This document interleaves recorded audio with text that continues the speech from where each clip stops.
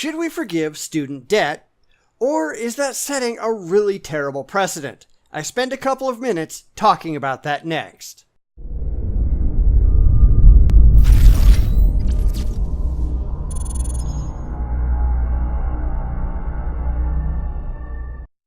So, I was sent this video by subscriber Kane Kostovsky, who, even though we disagree on a great number of things, we've had some really interesting and thought-provoking conversations.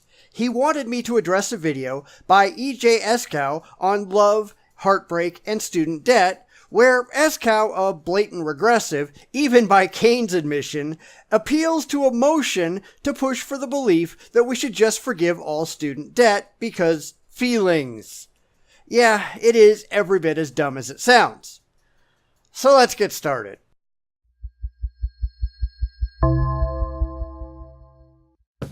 A new survey suggests that 13% of divorced people blame student debt, at least in part, on their divorce. That's really not that surprising, considering money problems are the number 2 reason for divorce, according to Marriage.com. Money, perhaps more than anything else, affects just about everything you do in your life, and young couples who are likely not all that well off financially to begin with, having money troubles can put significant strain on a marriage. This is consistent with what a lot of people have observed over the years, which is that financial stress in general is a major cause of marriages breaking up, and student debt is now a major cause of financial stress. In fact, more than 44 million Americans hold student debt, and that student debt now amounts to more than $1.5 trillion. So it's no surprise that student debt is a factor in more than 1 in 10 divorces. So here's where he starts to go fallacious, because he's trying to tie divorce, something that obviously he and most people don't want, with student debt, which is an individual decision that people make in order to fund their schooling.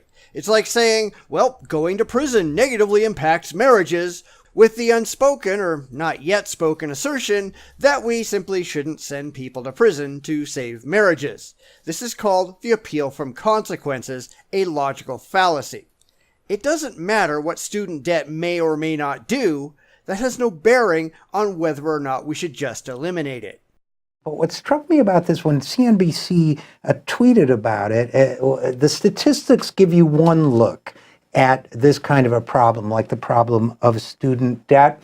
But sometimes people's words give you a different kind of look at it. I really don't care about people's feelings, as I've said many times in the past. I care about people's decisions. I care about their deeds. And this is really where I entirely reject most things that are said on the regressive left, because they're only concerned with feelings, not with facts. Certainly not with responsibility. And even without having heard it, I predict a lot of sob stories from people who've never been taught to be responsible for themselves or their actions incoming. For example, somebody responding to CNBC's tweet on the subject wrote this: "My partner and I can't get married because of our student loans. If one of us gets sick and ends up in the hospital, we won't be able to visit each other because we're not married." That's your problem. Emotional response to a rational issue. And why can't they get married? Honestly, they're probably already living together, especially with the words that they've used to describe it. Why can't they just get that piece of paper from the state that will not increase their living expenses? It will reduce their tax burden. It will also probably reduce their insurance premiums. Married people get all kinds of financial benefits, so this is just an excuse. And this same person tweeting, "All I want to do is marry this amazing person and start a family, but debt is overwhelming."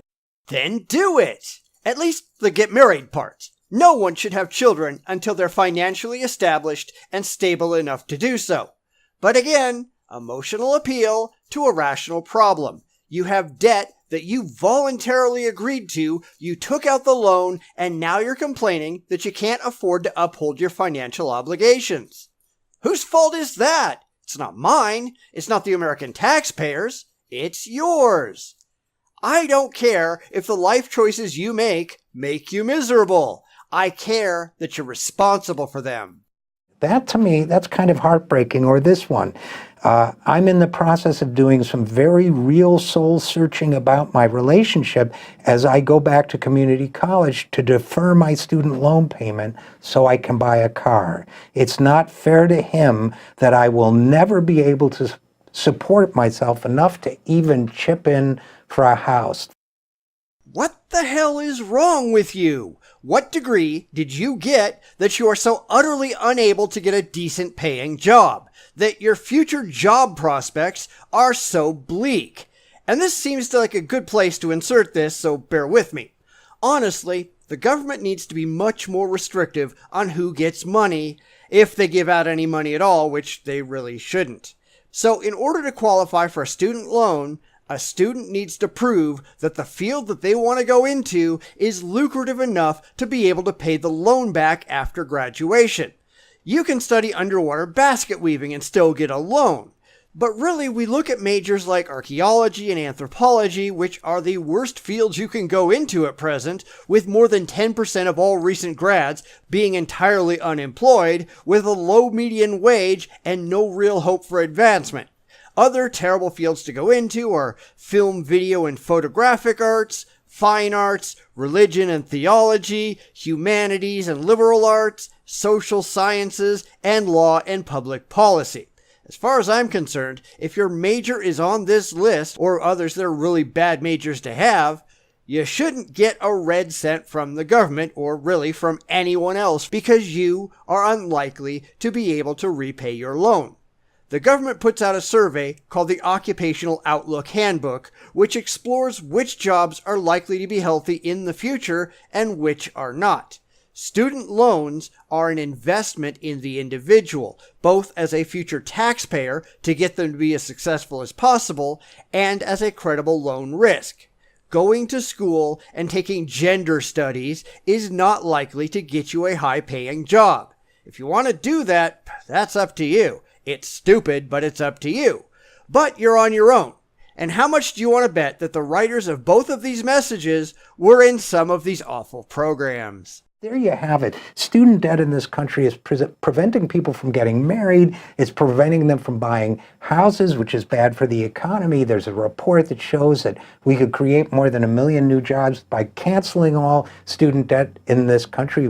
Which isn't going to solve anything because it isn't making these people responsible and holding them accountable for their bad decisions. So you forgive all the student debt, and these irresponsible people with bad career choices buy houses. What happens when something goes wrong and they can't pay their mortgages? You have tons of people defaulting on their mortgages, screaming, "Forgive my mortgage debt! Everyone should have free houses!" Tell me I'm wrong in the era of Bernie Sanders' Marxist insanity. Half of these people already think they should get free money from the government every single month so they don't have to work. This is where we're headed, folks. Idiot leftists with their hands out. We've had that report's principal author, Stephanie Kelton, on this program a couple times. It's more clear than ever that we can't afford not to cancel student debt, that it's the right thing to do, that we've trapped a generation in needless usury, and it's time to set them free. No, it's time to hold them accountable. Now, granted, the system we have right now sucks. And you know why it sucks? Because the government got involved. The government, as always, destroys everything it touches. The way it used to work is that you paid for your own education, or you had parents who paid for it, or you went out and you got yourself a loan from a bank. I had been working since I turned 16, and by the time I was 18, I was working full-time, more than 40 hours a week, in fact, in management, going to school full-time and taking a heavy class load. I paid 100% of my own educational costs. Classes, books, you name it, I paid it out of my own pocket. No one helped me. I didn't have time to go to parties. I was working, and so was everyone else I know. Now, granted, it's much harder to do that today, but most of these special little snowflakes have never had a job in their lives. They don't start working, maybe, until after they graduate with a piece of paper in their hand and expect to walk into a well-paying job.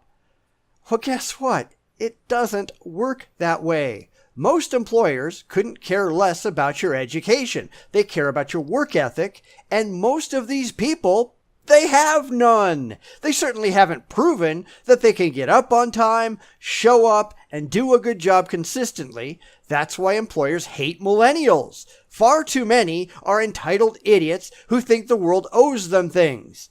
I know. I've hired more than my fair share of them, and most of them have gotten fired for being irresponsible, for thinking that they can sit there all day on social media and not work, because they think work is about socializing and getting paid for it, not actually accomplishing anything, not meeting goals, just punching a clock so you can go home and hang out with your friends and get drunk.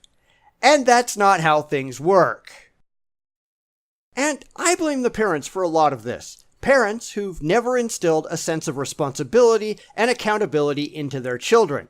Parents who, just like their kids, think the world owes them things, and their kids have never been disavowed of this blatantly false idea.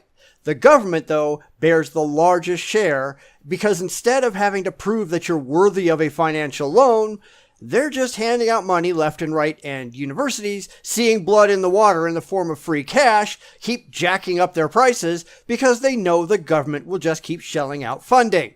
Instead of improving education, a lot of these universities are just putting in expensive student centers and amenities that would make lavish resorts jealous, and then just pass those costs along to the government and the students who are apparently not well enough educated to realize that all of these things cost money, and that money has to come from somewhere.